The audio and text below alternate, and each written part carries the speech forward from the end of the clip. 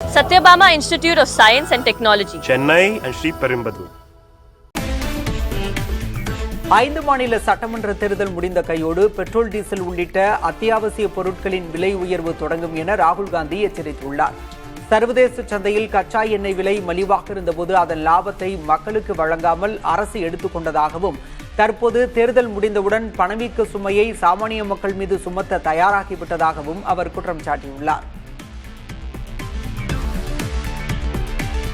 5 மாநில சட்டமன்ற தேர்தல்கள் முடிவடைந்த பிறகு பெட்ரோல் மற்றும் டீசல் விலை உயர்த்தப்படும் என்ற செய்திகளை மத்திய அரசு முற்றிலுமாக மறுத்திருக்கிறது.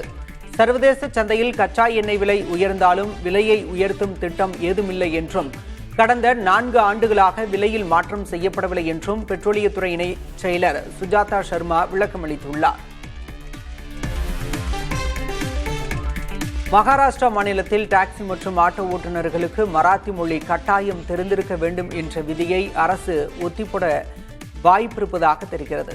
மே 1ஆம் தேதி முதல் அமலுக்கு வரவிருந்த இந்த விதிக்கு ஓட்டுநர் சங்கங்கள் கடும் எதிர்ப்பு தெரிவித்தன. போக்குவரத்து அமைச்சர் பிரதாப் சர்நாயக் ஓட்டுநர் சங்கங்களுடன் பேச்சுவார்த்தை நடத்தினார். அப்போது மொழி தெரியாத காரணத்திற்காக ஓட்டுநர் உரிமங்களை ரத்து செய்யக்கூடாது என சங்கங்கள் கோரிக்கை விடுத்தன. இதையடுத்து ஓட்டுநர்களின் கவலைகள் தீர்க்கப்படும் என்று அமைச்சர் உறுதியளித்துள்ளதாக தெரிகிறது. இதனால் ஓட்டுநர்கள் மராத்தி மொழி கற்க கூடுதல் அவகாசம் வழங்கப்படலாம் என்று அதிகாரிகள் தரப்பில் தெரிவிக்கப்பட்டுள்ளது. இந்தியாவில் பல போதைப்பொருள் கடத்தல் வழக்குகளில் தேடப்பட்ட முகமது சலீம் டோலா துருக்கியிலிருந்து இந்தியாவுக்கு கொண்டு வரப்பட்டார். ஆபரேஷன் குளோபல் ஹண்ட் நடவடிக்கையின் கீழ் இந்த நடவடிக்கை மேற்கொள்ளப்பட்டது. இந்தியா கொண்டுவரப்பட்ட பின்னர் டெல்லி விமான நிலையத்தில் போதைப்பொருள் தடுப்பு பிரிவு அவரை காவலில் எடுத்தது. போதைப்பொருள் கும்பல்களுக்கு எதிராக புதிய சகிப்பு கொள்கையின் கீழ் நடவடிக்கை எடுக்கப்பட்டதாக மத்திய உள்துறை அமைச்சர் அமித்ஷா தெரிவித்துள்ளார்.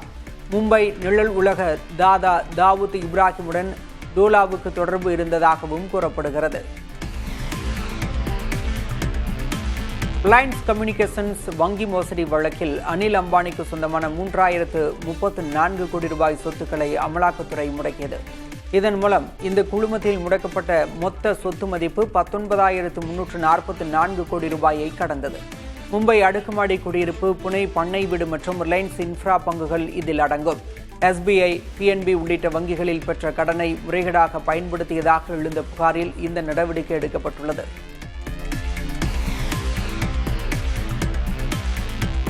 அரசு அதிகாரி மீது சேற்றை ஊற்றிய வழக்கில் மகாராஷ்டிர பாஜக MLA நிதிஷ் ராணேவுக்கு 1 மாத சிறை தண்டனை விதித்து நீதிமன்றம் தீர்ப்பளித்தது.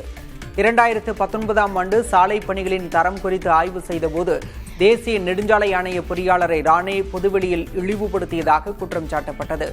மக்கள் பிரதிநிதிகள் சட்டத்தை கையில் எடுக்கக்கூடாது என நீதிபதி தனது தீர்ப்பில் கண்டனம் தெரிவித்தார். தண்டனை விதிக்கப்பட்ட போதிலும் மேல்முறையீடு செய்ய ஏதுவாக அவருக்கு தற்காலிகமாக பிணை வழங்கப்பட்டுள்ளது.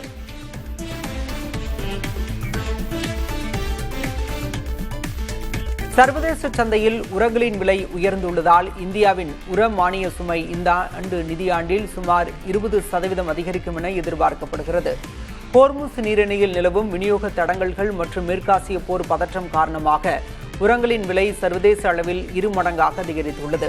இருப்பினும் இந்த விலையேற்றத்தால் விவசாயிகளுக்கு பாதிப்பு ஏற்படாத வகையில் யூரியா மற்றும் DAP உரங்களின் விற்பனை விலையை உயர்த்தாமல் மானியமாகவே ஏற்க மத்திய அரசு முடிவு செய்துள்ளது. இந்தியா தனது உர தேவையில் பெரும் பகுதியை இறக்குமதி செய்வதால் காரிஃப் பருவ சாகுபடிக்காக கூடுதல் உரங்களை இறக்குமதி செய்ய தற்போது உலகளாவிய டெண்டர் கோரப்பட்டுள்ளது. இந்தியாவின் தொழிற்சாலைகளுக்கு தேவையான உதிரி பாகங்களில் 30.8% சீனாவிலிருந்து இறக்குமதி செய்யப்படுவதாக குளோபல் ட்ரேட் ரிசர்ச் இனிஷியேட்டிவ் ஆய்வு தெரிவிக்கிறது. குறிப்பாக எலக்ட்ரானிக்ஸ், இயந்திரங்கள் மற்றும் மருந்து தயாரிப்பிற்கு தேவையான மூலப்பொருட்களுக்காக இந்தியா சீனாவை தான் அதிகம் சார்ந்திருக்கிறது. 2025-26ஆம் நிதியாண்டில் மட்டும் சீனாவிலிருந்து சுமார் $131.6 பில்லியன் மதிப்புள்ள பொருட்கள் இறக்குமதி செய்யப்பட்டுள்ளன. இதனால் சீனாவுடனான இந்தியாவின் வர்த்தக பற்றாக்குறை $112.1 பில்லியன் உயர்ந்துள்ளது. புவிசார் அரசியல் சூழலால் எப்போது வேண்டுமானாலும் விநியோக தடை ஏற்பட வாய்ப்பு உள்ளதால் சீனாவை சார்ந்திருப்பதை 30%க்கும் கீழாக குறைத்து உள்நாட்டு உற்பத்தியை இந்தியா வலுப்படுத்த வேண்டும் என்று இந்த ஆய்வு எச்சரிக்கிறது. ஐக்கிய அரபு அமீரகம் வரும் மே 1 முதல் ஒபெக் அமைப்பிலிருந்து விலகுவதாக அதிகாரப்பூர்வமாக அறிவித்திருக்கிறது. நாட்டின் உற்பத்தி கொள்கை மற்றும் எதிர்கால தேவைகளை கருத்தில் கொண்டு தேசிய நலன் சார்ந்து இந்த முடிவு எடுக்கப்பட்டுள்ளதாக அந்நாட்டின் எரிசக்தி அமைச்சகம் தெரிவித்துள்ளது. மேற்கத்திய நிறுவனங்களின் விலை கட்டுப்பாட்டை உடைத்து எண்ணெய் உற்பத்தி நாடுகளின் நலனை பாதுகாக்க 1960 தொடங்கப்பட்ட இந்த அமைப்பில் சவுதி அரேபியா மற்றும் ஈராக்கிற்கு அடுத்தபடியாக 3வது பெரிய எண்ணெய் உற்பத்தி நாடாக ஐக்கிய அரபு அமீரகம் திகழ்ந்தது.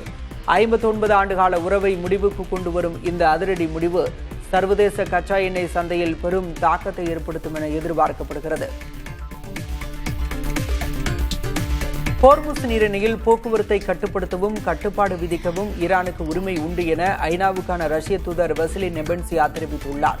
ஈரான் மீது முழு பொறுப்பையும் சுமத்த மேற்கத்திய நாடுகள் முயல்வதாக குற்றம் சாட்டிய அவர், போர்க்காலங்களில் கடலோர நாடுகள் தங்கள் பாதுகாப்பிற்காக போக்குவரத்தை முறைப்படுத்தலாம் என்றார். மேற்கத்திய நாடுகளின் செயல்பாடுகளை கடற்கொள்ளையர்களுடன் ஒப்பிட்ட அவர், மேற்கத்திய நாடுகளின் சொல்லிலும் செயலிலும் பாசாங்குத்தனம் உள்ளதாகவும் விமர்சித்தார். விழுப்புரம் மாவட்டம் மேல்மலையனூர் அங்காளம்மன் பரமேஸ்வரி கோயிலில் உண்டியல் காணிக்கையாக 1,40,00,000 ரூபாய் ரொக்கம் கிடைக்கப்பட்டுள்ளது. இக்கோயிலில் பங்குனி, சித்திரை மாதங்களில் பக்தர்கள் உண்டியலில் செலுத்திய காணிக்கைகளை கணக்கிடும் பணி நடைபெற்றது. இதில் 1,40,00,000 ரூபாயுடன் 215 கிராம் தங்கம், 730 கிராம் வெள்ளியை காணிக்கையாக செலுத்தியிருந்தனர். வேலூர் மாவட்டம் கேபி குப்பம் அருகே கீழ் ஆலத்தூர் கிராமத்தில் கங்கையம்மன் சிரசு திருவிழா நடைபெற்றது. இதையொட்டி பக்தர்கள் மாவிளக்கு போட்டு சூறை தங்காய் உடைத்து கங்கையம்மனுக்கு நேர்த்திக்கடன் செலுத்தினர். பாரம்பரிய கலை நிகழ்ச்சிகளும் நடைபெற்றன.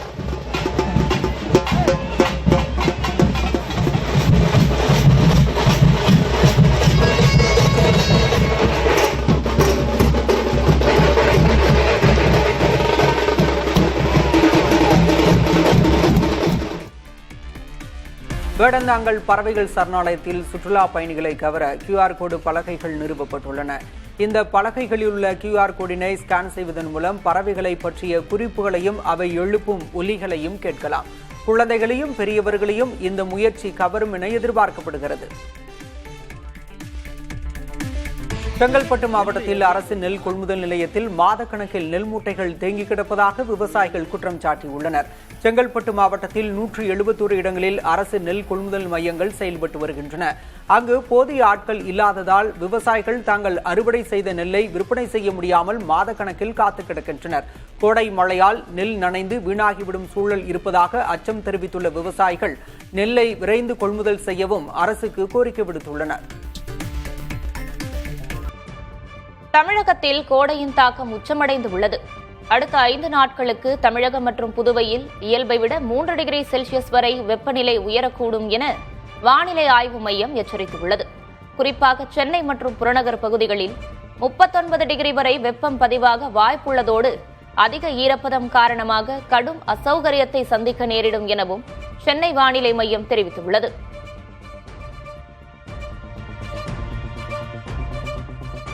தமிழகத்தில் வரும் 30ஆம் தேதி முதல் மே 2ஆம் தேதி வரை பல மாவட்டங்களில் மழைக்கு வாய்ப்புள்ளதாக சென்னை வானிலை ஆய்வு மையம் தெரிவித்துள்ளது. 2 நாட்களுக்கு கடலோர மாவட்டங்கள் மற்றும் காவிரி படுகை மாவட்டங்களில் மிதமான மழை பெய்யக்கூடும் என தெரிவிக்கப்பட்டுள்ளது. 30ஆம் தேதி நீலகிரி, கோவை, ஈரோடு, சேலம், தருமபுரி, கிருஷ்ணகிரி மாவட்டங்களிலும் ஓரிரு இடங்களில் கனமழை பெய்யக்கூடும் என தெரிவிக்கப்பட்டுள்ளது. மே 1 மற்றும் 2ஆம் தேதிகளில் நீலகிரி, கோவை, திருப்பூர், தேனி, திண்டுக்கல் மாவட்டங்களில் ஓரிரு இடங்களில் கனமழைக்கு வாய்ப்புள்ளதாக கணிக்கப்பட்டுள்ளது. இந்தியாவில் அதிகரித்து வரும் கோடை வெப்பத்தின் தீவிரத்தை கருத்தில் கொண்டு தமிழ்நாடு உட்பட 21 மாநிலங்களுக்கு தேசிய மனித உரிமைகள் ஆணையம் உத்தரவு பிறப்பித்துள்ளது. அதன்படி கடந்த 5 ஆண்டுகளில் வெப்ப அலையால் ஆயிரக்கணக்கானோர் உயிரிழந்துள்ளதை சுட்டிக்காட்டியுள்ள ஆணையம் ஏழை எளிய மக்கள், தொழிலாளர்கள், முதியவர்களின் பாதுகாப்பை உறுதி செய்யுமாறு மாநில அரசுகளுக்கு அறிவுறுத்தியுள்ளது. மேலும் குடிநீர் வசதி உள்ளிட்ட முன்னெச்சரிக்கை நடவடிக்கைகளை மேற்கொள்வதோடு இது தொடர்பான விரிவான அறிக்கையை சமர்ப்பிக்க வேண்டும் என்றும் ஆணையம் உத்தரவிட்டுள்ளது. இந்த தேர்தலில் திமுகவால் எதிர்க்கட்சியாக கூட வர முடியாது என அதிமுக முன்னாள் அமைச்சர் பொள்ளாச்சி ஜெயராமன் தெரிவித்துள்ளார். தேர்தல் முடிவுகள் வெளியாக உள்ள நிலையில் பழனி முருகன் கோயிலில் அதிமுக பொதுச் செயலர் எடப்பாடி பழனிசாமியின் மனைவி ராதா மற்றும் மகன் மிதுன் ஆகியோர் தரிசனம் செய்தனர். அதேபோல் அதிமுக முன்னாள் அமைச்சர்களான ஆர்.பி. உதயகுமார், உடுமலை ராதாகிருஷ்ணன் மற்றும் பொள்ளாச்சி ஜெயராமன் ஆகியோரும் தரிசனம் செய்தனர். பின்னர் பேட்டியளித்த பொள்ளாச்சி ஜெயராமன், அதிமுக கூட்டணி 200 தொகுதிகளில் வெல்லும் என்றார்.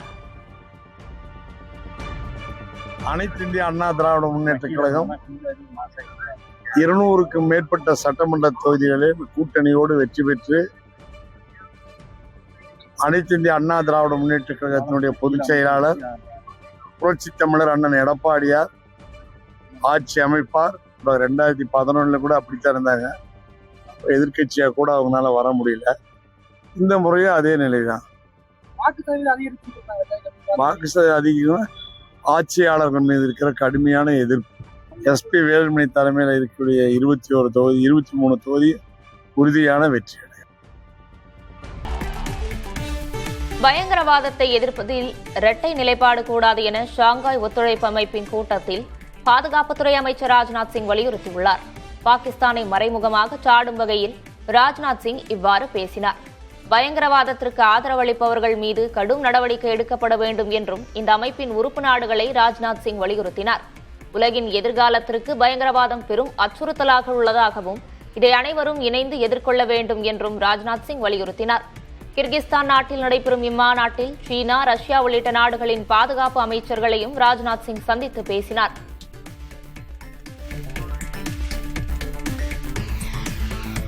இந்தியாவில் அதிகரித்து வரும் டிஜிட்டல் அரெஸ்ட் மோசடிகளை கட்டுப்படுத்தும் நடவடிக்கையாக கடந்த 12 வாரங்களில் மட்டும் 9400 வாட்ஸ்அப் கணக்குகள் முடக்கப்பட்டுள்ளதாக மத்திய அரசு உச்சநீதிமன்றத்தில் தெரிவித்துள்ளது. அரசு அதிகாரிகள் மற்றும் காவல்துறை அடையாளங்களை பயன்படுத்தி நடத்தப்படும் இத்தகைய இணையதள மோசடிகளை தடுக்க சிபிஐ, ரிசர்வ் வங்கி மற்றும் வாட்ஸ்அப் உள்ளிட்ட தொழில்நுட்ப நிறுவனங்களுடன் இணைந்து மத்திய உள்துறை அமைச்சகம் தீவிரமாக செயல்பட்டு வருவது குறிப்பிடத்தக்கது. கேரளாவில் கடந்த ஒரு வாரத்தில் மட்டும் பாம்பு கடியால் 6 பேர் உயிரிழந்துள்ளனர். கோழிக்கோடு குட்டியாடியில் உள்ள ஒரு வீட்டில் 5 கட்டுவிரியன் பாம்புகள் கண்டெடுக்கப்பட்டன. இதுகுறித்து கருத்து தெரிவித்துள்ள மாநில சுகாதாரத்துறை அமைச்சர் வீணா ஜார்ஜ், கடும் வெப்பம் காரணமாக பாம்புகள் குளிர்ச்சியான இடங்களை தேடி வீட்டிற்குள் நுழைவதாகவும் பொதுமக்கள் மிகுந்த எச்சரிக்கையுடன் இருக்குமாறும் அறிவுறுத்தியுள்ளார்.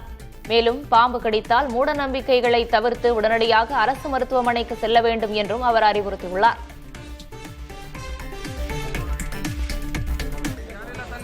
கர்நாடக மாநிலம் பெங்களூருவில் தங்கும் விடுதியில் ஏற்பட்ட தீ விபத்தில் சுமார் 50 பெண்கள் கட்டடத்திலிருந்து கீழே குதித்து உயிர் தப்பியுள்ளனர். பெங்களூருவின் நந்தினி லே அவுட் பகுதியில் உள்ள 4 மாடி கட்டடத்தில் மகளிர் தங்கும் விடுதி செயல்பட்டு வருகிறது. இந்த விடுதியில் ஞாயிறன்று இரவு பயங்கர தீ விபத்து ஏற்பட்டுள்ளது.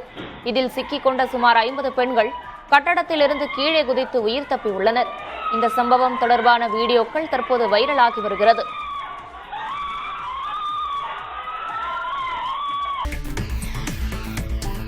அமெரிக்கா வந்துள்ள பிரிட்டன் மன்னர் சார்லஸை அதிபர் டிரம்ப் வரவேற்றார்.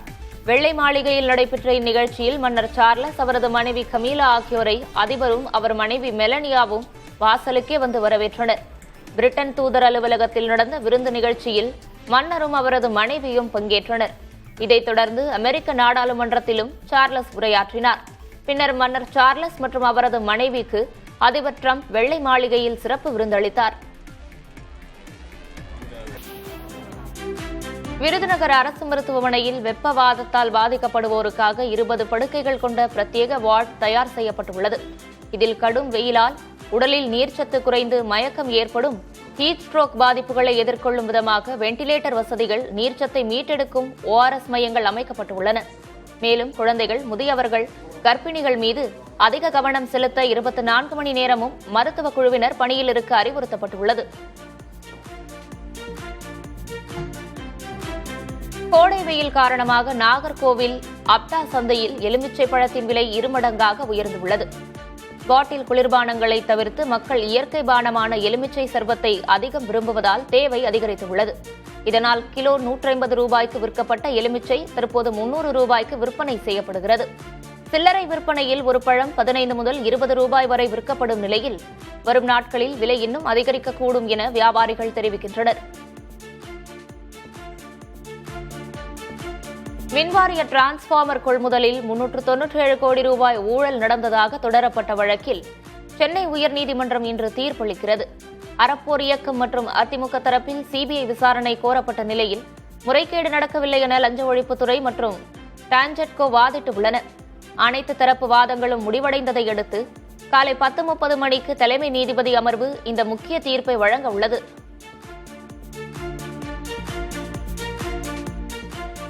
குமரி மாவட்டம் குழித்துறை தாமிரபரணி ஆற்றில் மழைநீருடன் நகராட்சி கழிவுநீர் நேரடியாக கலக்கும் அவலம் ஏற்பட்டுள்ளது. கழிவுநீர் கலக்கும் இடத்திற்கு அருகிலேயே குடிநீர் கிணறு அமைந்துள்ளதால் அசுத்த நீர் அதில் ஊடுருவி வாந்தி, காய்ச்சல் போன்ற நோய் பாதிப்புகளை ஏற்படுத்தும் அபாயம் உருவாகியுள்ளது. மேலும் குடிநீர் கிணற்றில் விரிசல்கள் ஏற்பட்டுள்ள நிலையில் அசுத்த நீர் கலப்பதை தடுக்க அதிகாரிகள் உடனடியாக நடவடிக்கை எடுக்க வேண்டும் என மக்கள் கோரிக்கை விடுத்துள்ளனர்.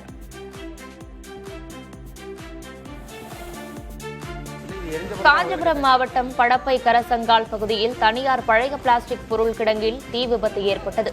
இந்த கிடங்கில் பழைய பிளாஸ்டிக், காகிதம் உள்ளிட்டவற்றை மறுசுழற்சிக்காக தரம் பிரிக்கும் பணியில் தொழிலாளர்கள் ஈடுபட்டிருந்தனர். அப்போது திடீரென பிளாஸ்டிக் பொருட்களில் தீப்பற்றி மளமளவென பரவியதில் கரும்புகை மூட்டம் எழுந்தது. இதில் பிளாஸ்டிக் உள்ளிட்டவை எரிந்து சேதமடைந்தன.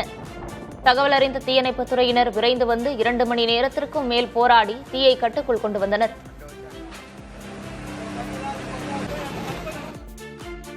சிறுமியை பாலியல் வன்கொடுமை செய்த கூலி தொழிலாளிக்கு 20 ஆண்டுகள் சிறை தண்டனை விதித்து நாமக்கல் நீதிமன்றம் உத்தரவிட்டது. நாமகிரிப்பேட்டை பகுதியைச் சேர்ந்த கூலி தொழிலாளி வசந்த் சிறுமியை பாலியல் வன்கொடுமை செய்த புகாரில் போக்சோ சட்டத்தின் கீழ் கைது செய்யப்பட்டார். இந்த வழக்கை விசாரித்த நாமக்கல் மகிழா நீதிமன்றம் வசந்திற்கு 20 ஆண்டுகள் சிறை தண்டனை விதித்தது.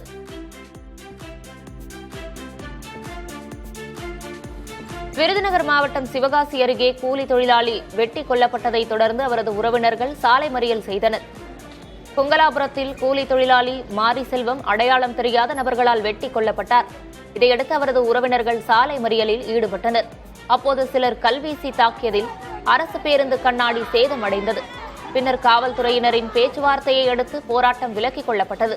இச்சம்பவம் தொடர்பாக 6 பேரை பிடித்து சிவகாசி காவல்துறையினர் விசாரணை மேற்கொண்டுள்ளனர்.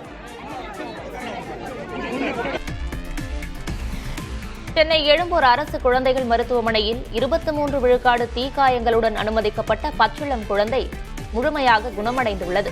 கடந்த மாதம் சென்னையில் உள்ள சுகாதார மையத்தில் பிறந்து சிறிது நேரமே ஆன குழந்தை தீக்காயமடைந்தது. இதனையடுத்து எழும்பூர் அரசு குழந்தைகள் மருத்துவமனையில் அனுமதிக்கப்பட்ட குழந்தைக்கு அறுவை சிகிச்சை நடைபெற்றது. கொலாஜன் சிகிச்சையும் கிளெப்சியலா கிருமி தொற்றுக்கான சிகிச்சையும் அளிக்கப்பட்டது. தீவிர சிகிச்சைக்கு பின் பச்சிளங்குழந்தை முழுவதும் குணமடைந்து வீடு திரும்பியுள்ளது. கூகுள் நிறுவனத்தின் பிரம்மாண்டமான டேட்டா சென்டர் ஆந்திர மாநிலம் விசாகப்பட்டினம் அருகே அமைய உள்ளது. இதற்கு மத்திய அமைச்சர் அஸ்வினி வைஷ்ணவும் ஆந்திர முதல்வர் சந்திரபாபு நாயுடுவும் அடிக்கல் நாட்டினர். 600 ஏக்கர் பரப்பளவில் சுமார் 1,40,000 கோடி ரூபாய் முதலீட்டில் இம்மையம் அமைக்கப்பட உள்ளது. 1 ஜிகாவாட் திறனுள்ள இந்த மையம் இந்தியாவின் மிகப்பெரிய AI தரவு மையமாக இருக்கும்.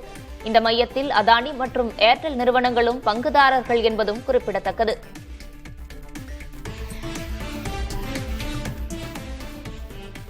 மத நிறுவனங்களை நிர்வகிப்பதில் தெளிவான விதிமுறைகள் அவசியம் என்று உச்சநீதிமன்றத்தின் அரசமைப்பு சட்ட அமர்வு தெரிவித்துள்ளது.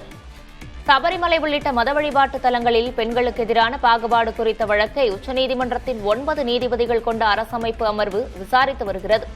ஹஸ்ரத் நிஜாமுதீன் அவுலியா தர்காவின் வாரிசுதாரர் தரப்பில் ஆஜரான வழக்கறிஞர் நிஜாம் பாஷா, தர்கா நிர்வாகம் மற்றும் நுழைவு கட்டுப்படுத்தும் அதிகாரம் அந்த மத பிரிவின் உரிமை என்று வாதிட்டார். இதை கேட்ட நீதிபதி அமனுல்லா, மத நிறுவன நிர்வாகம் எடுப்பார் கைப்பிள்ளையாக இருக்க முடியாது, அங்கு முறையான விதிமுறைகள் இருக்க வேண்டும் என்று குறிப்பிட்டார். மேலும் மத நிறுவன நிர்வாக உரிமைகள் அரசமைப்பு சட்ட வரம்புகளை மீறக்கூடாது என்றும் அவர் திட்டவட்டமாக கூறினார்.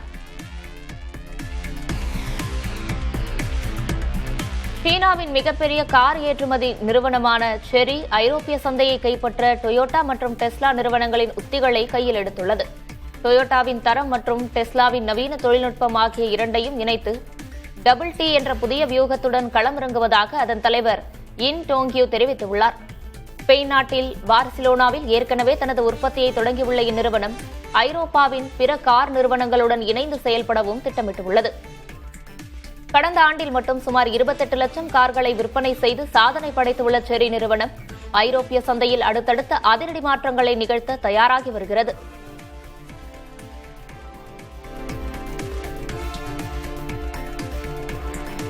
உலக நாடுகளின் ராணுவ செலவினம் 2025ஆம் ஆண்டில் 2.89 டிரில்லியன் அமெரிக்க டாலர்களாக உயர்ந்து புதிய உச்சத்தை தொட்டுள்ளது. ஸ்டாக்ஹோம் சர்வதேச அமைதி ஆராய்ச்சி நிறுவனம் வெளியிட்டுள்ள அறிக்கையின்படி தொடர்ந்து 11வது ஆண்டாக இந்த செலவு அதிகரித்துள்ளது. உலக நாடுகளின் மொத்த உள்நாட்டு உற்பத்தியில் ராணுவத்துக்கான பங்கு 2.5% உயர்ந்துள்ளது.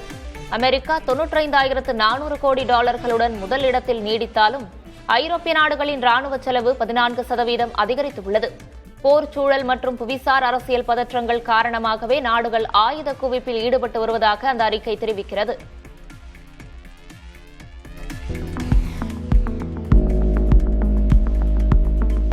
ஐரோப்பிய நாடான பின்லாந்து தலைநகர் ஹெல்சிங்கியில் உலகின் மிக நீளமான கடல் நடைபாலம் திறக்கப்பட்டுள்ளது. குரோனோ போரன் சில்டா என்ற பெயரிடப்பட்டுள்ள இந்த பாலம் சுமார் 1.2 கிலோமீட்டர் நீளம் கொண்டது.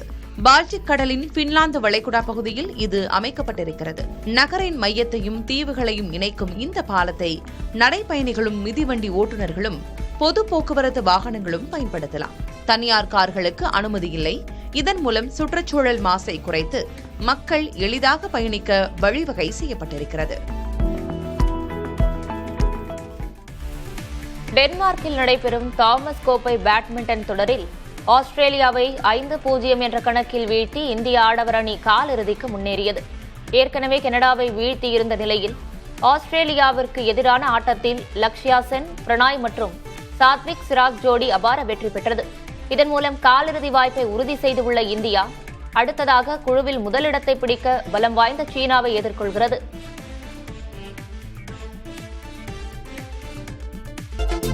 தமிழகத்தில் நாளை முதல் மே 2ஆம் தேதி வரை நீலகிரி மற்றும் கோவை உள்ளிட்ட மாவட்டங்களில் கனமழை பெய்ய வாய்ப்பிருப்பதாக சென்னை வானிலை ஆய்வு மையம் தெரிவித்துள்ளது. அதே நேரம் தமிழகம் மற்றும் புதுவையில் அடுத்த சில நாட்களுக்கு வெப்பநிலை 3 டிகிரி செல்சியஸ் வரை உயரக்கூடும் என்றும் சென்னையில் 102 டிகிரி ஃபாரன்ஹீட் வரை வெப்பம் பதிவாகலாம் என்றும் எச்சரிக்கப்பட்டுள்ளது. கோடை வெப்பத்திலிருந்து தற்காத்துக் கொள்ள மாணாக்கருக்கு தமிழக பள்ளிக்கல்வித்துறை அறிவுறுத்தல்களை வெளியிட்டுள்ளது. மாணாக்கர் அவ்வப்போது தண்ணீர் பருக வேண்டும் எனவும் பயணத்தின் போது தண்ணீர் எடுத்துச் செல்ல வேண்டும் எனவும் அதில் தெரிவிக்கப்பட்டுள்ளது. ORS, நீர்மோர், லசி, பழச்சாறுகளை சிறிதளவு உப்பு சேர்த்து பருகலாம் எனவும் கூறியுள்ளது. வணிக சிலிண்டர் தட்டுப்பாடு நிலவி வருவதாக தமிழ்நாடு ஹோட்டல்கள் சங்க தலைவர் வெங்கடசுப்பு தெரிவித்துள்ளார். சங்க நிர்வாகிகளுடன் சென்னையில் செய்தியாளர்களிடம் பேசிய அவர், கேஸ் தட்டுப்பாடு குறைந்தாலும் உணவுப் பொருட்களின் விலை பெரிய அளவில் குறைய வாய்ப்பு இல்லை என கூறினார். மேலும் இந்த தட்டுப்பாடு நீங்க அமெரிக்க அதிபர் டிரம்பின் நிலைப்பாடு மாற வேண்டும் என்றும் கூறினார். பயங்கரவாதத்தை எதிர்ப்பதில் இரட்டை நிலைப்பாடு கூடாது என ஷாங்காய் ஒத்துழைப்பு அமைப்பின் கூட்டத்தில் பாதுகாப்புத்துறை அமைச்சர் ராஜ்நாத் சிங் வலியுறுத்தியுள்ளார். பாகிஸ்தானை மறைமுகமாக சாடும் வகையில் ராஜ்நாத் சிங் இவ்வாறு பேசினார். பயங்கரவாதத்திற்கு ஆதரவளிப்பவர்கள் மீது கடும் நடவடிக்கை எடுக்கப்பட வேண்டும் என்றும் இந்த அமைப்பின் உறுப்பு நாடுகளை ராஜ்நாத் சிங் வலியுறுத்தினார். நாட்டின் மிகப்பெரிய கார் உற்பத்தி நிறுவனமான மாருதி சுசுகி 2026 மார்ச் மாதத்துடன் முடிந்த 4ஆம் காலாண்டில் 3,659 கோடி ரூபாய் நிகர லாபத்தை பெற்றுள்ளது. இது முந்தைய ஆண்டை விட 6.45 விழுக்காடு குறைவு. வாகன விற்பனை சாதனை அளவை எட்டியிருந்தாலும் நிறுவன முதலீடுகளின் சந்தை மதிப்பில் ஏற்பட்ட மாற்றத்தால் லாபம் சரிந்துள்ளது. அதே சமயம் நிறுவனத்தின் வருவாய் 28 விழுக்காடு அதிகரித்து 52,462 கோடி ரூபாயாக உயர்ந்துள்ளது. ஈரான் தனது அதிநவீன ஆயுத தொழில்நுட்பங்களை ஷாங்காய் ஒத்துழைப்பு அமைப்பின் உறுப்பு நாடுகளுடன் பகிர்ந்து கொள்ள தயாராக உள்ளதாக அந்நாட்டு பாதுகாப்புத்துறை துணை அமைச்சர் ரெசா தலாய் நிக் தெரிவித்திருக்கிறார். அமெரிக்காவை வீழ்த்திய அனுபவத்தை மற்ற நாடுகளுக்கு வழங்க விரும்புவதாக குறிப்பிட்ட அவர், உலகம் இனி ஒற்றை துருவ அதிகார மையமாக இருக்காது என்றார். இந்தோனேசிய தலைநகர் ஜகார்த்தா அருகே நிகழ்ந்த ரயில் விபத்தில் உயிரிழந்தவர்கள் எண்ணிக்கை 14ஆக அதிகரித்துள்ளது. பெகாசி திமுர் ரயில் நிலையத்தில் திங்கட்கிழமை இரவு நின்று கொண்டிருந்த பயணிகள் ரயிலின் பின்புறத்தில் அதிவேகமாக வந்த நெடுந்தூர ரயில் மோதி இந்த விபத்து நிகழ்ந்தது. விபத்தில் 84 பேர் காயமடைந்த நிலையில் உயிரிழந்தவர்களின் உடல்கள் அடையாளம் காண்பதற்காக மருத்துவமனைக்கு கொண்டு செல்லப்பட்டன. Satyabama Institute of Science and Technology, Chennai and Sri Perumbudur.